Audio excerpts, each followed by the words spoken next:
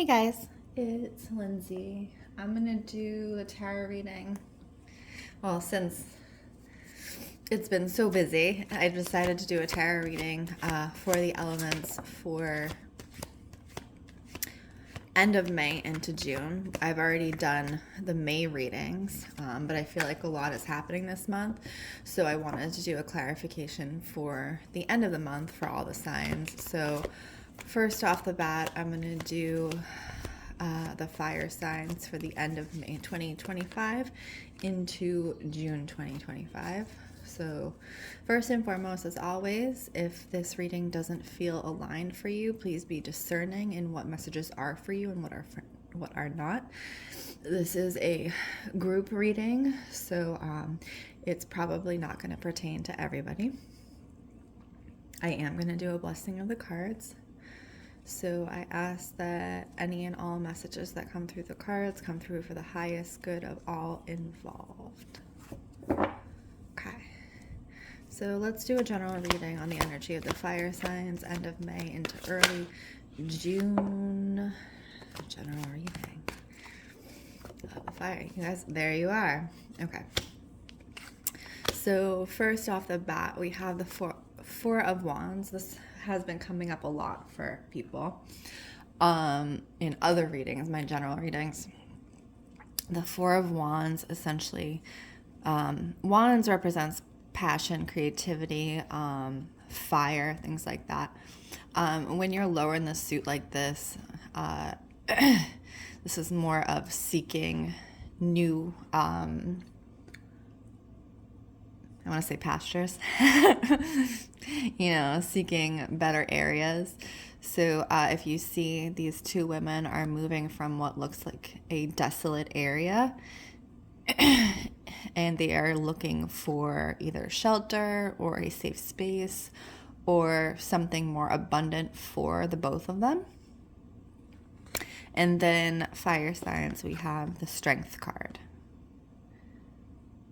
So strength is exactly what it is. It is you finding the strength within yourself to make that move from an area that wasn't serving you, whether that is, a metaphor from moving one thing to a next, or actual moving from one physical place to a next, or moving out of a relationship into another relationship, or taking time for yourself. So this is really, for the general reading, what I'm getting is moving from a place that is no longer abundant for you and your growth into a space that is going to be more aligned. Now, I do get the way that this is showing up for the end of May into June. It is very much something that's going to take time. It takes a little bit to find your footing when you're transitioning from one thing to the next. So that is where the Strength card comes in, is that transition from one thing to the next. It's taking the time and not rushing anything, So when you are transitioning, it's good to understand where you have come from, right? So that often takes some reflection. And that's naturally part of a transition period, is the reflection. So, if journaling or writing down or anything like that is helpful for you to kind of see where you've come from and how far you've come and moving along, and kind of help you plan your next steps, I would highly recommend, that for the fire signs at this time, because I think you have a lot more than you think you know. You've learned a lot more than maybe you think you do. And I think that really writing it down and seeing and, putting pen to paper and seeing what you've gone through or the lessons that you've learned, or kind of coming to terms with that, is going to be really helpful in showing how you want to manifest this next portion of your life, right? Okay. Fire signs. Let's start with Sagittarius, end of May into early June. Sagittarius, end of May into early June. So this is what we're talking about. We're talking about moving from a place of desolation into a place of abundance. And when you see the Page of Pentacles, this is like a novice understanding of money. Pentacles is money, and it's still kind of mastering what the money is to you and how you obtain it. And he's also on the move, if you see. So he has his eyes shielded. He is moving from one to the next, but he's not paying attention to anything around him truly. He's just going where he needs to go, right? So this is in particular, obviously, Sag, to your money. You need to go somewhere, and you know you need to go, and you know you can't stay where you are, because staying where you are is not going to bring the abundance that you need. And this from you, Sag, is going to require some serious judgment, some serious evaluation. So, really getting into that methodical part of your mind and being like, okay, how am I going to do this? And in my general reading, my recent general reading, it was kind of, the theme was thinking out of the box. And I do think that this for you guys, Sag, is really important, is to start thinking out of the box. Looking into ways that you haven't earned money or income before, and really broadening your horizons, because I think, things are going to flow to you faster if you broaden your horizons and you're not just sticking to what you know. Because a lot of your skills, you have a lot of skills, Sag, and a lot of those skills can be applied to a wider variety of positions than you think they can, right? So say you started working in retail. I use this because I've worked in retail most of my life. Say you started working in retail and you're really good at making displays or something like that, and then that can also be turned into shining up your skills in marketing. Because what is that? Displays are essentially a form of marketing, visual marketing. So it's like this kind of using skills that you already have and really polishing them up and using them in a different way is going to be really lucrative for you right now, Sag. Okay, let's see. My little candle's burning out. Let's see. We're going to go into Aries, end of May 2025 to June of 2025. Oh, there we are. Aries, end of May 2025 to, oops, that's way more than we needed.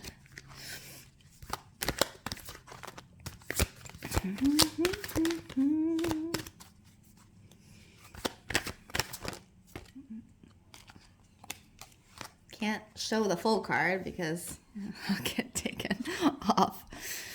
Okay, wow. Okay, so you have the 10 of Wands here, and whoops. There we go. Hopefully they don't take me off for that one. Oh, Lord. So here is the 10 of Wands, here is the 5 of Swords, and then we have the High Priestess, who is just the embodied feminine, right? She's just showing up as she is, and she's seated, so she doesn't need to move anywhere. So the High Priestess is like the energy that, the female energy, she's seated, she brings what she needs to her, but she also can pull from like, the higher realms into the physical realm. So she's very much able to transmute energy. And that's kind of what I'm seeing for you right now, Aries. It's like in the way that we're talking about moving from one area to the next, it's learning how to move emotionally from one area to the next. So you have the 10 of Wands, and it's, this person is being assailed by snakes, right? They're being choked by snakes. And then you have the 5 of Swords. So 5 of Swords has to do with internal conflict. You see all the birds looking different directions with the swords. So this is internal emotional conflict. And then the 10 of Wands. So, excuse me, it's a very constricting energy. And particularly this is around emotions, right?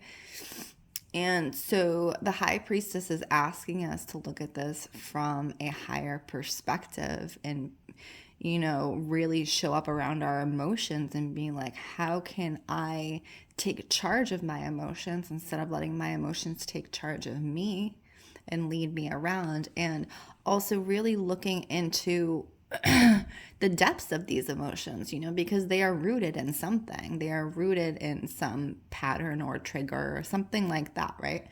So when we start peering into the depths of ourselves, that's when we really uncover those shadows and begin to understand how we have, built our lives around certain patterns and things like that. Now that's obviously a choice, it's an opportunity. And once you start that type of self-inquiry, it's in some ways I think it's a slippery slope, but it's also a necessary, once you get going, you can't stop. You can't unsee your patterns once you see them. You can't unsee your triggers once you see them.